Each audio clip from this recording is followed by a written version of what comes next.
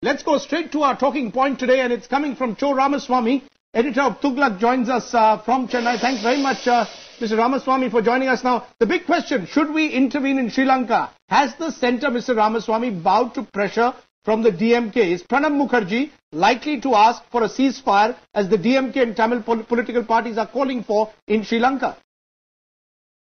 Well, the earlier part of your question was right. He is going there under pressure from the DMK to satisfy the political ally. But not to intervene, in my opinion.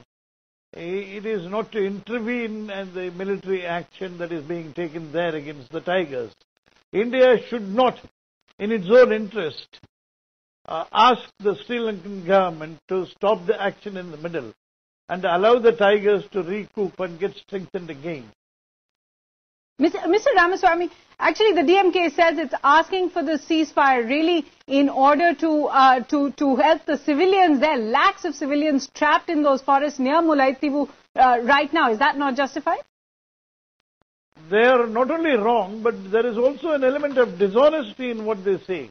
Because it is not the Sri Lankan military which is targeting civilians there. It is the Tigers who are keeping the civilians as a shield. They are not allowing them to evacuate the place and go to safer territories, though the Sri Lankan military has been asking them to evacuate and marking safe zones for them. The Tigers are not allowing them to go because they are their shields. Okay. How realistic then, Mr. Ramaswamy, demand for Prabhakaran being handed over to India, be tried for Rajiv Gandhi's assassination? We haven't, Mr. Mukherjee was very ambivalent on that. Should India be going there and asking for Prabhakaran's extradition? Should he be caught? If I were in office, I would say yes to your question, but still not do it. I would say yes, we should ask for extradition, but still not do it. Because considering practical matters, practical issues, bringing Prabhakaran here, putting him in a prison and going on with the trial will all whip up passions in Tamil Nadu.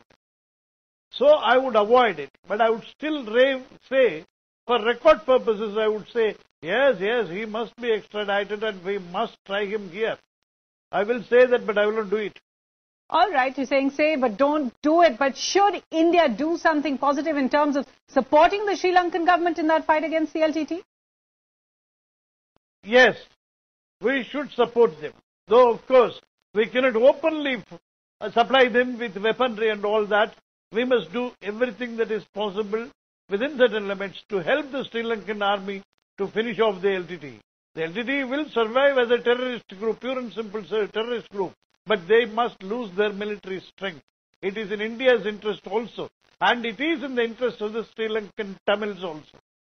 Mr. Cho Ramaswamy, you sparked out a major political controversy. Talking point tomorrow in Tamil Nadu, you're saying that India must come out in support of the Sri Lankan government, come out against the LTTE in some way. Thanks very much, Mr. Ramaswamy, there joining us just as Pranab Mukherjee is now in Colombo.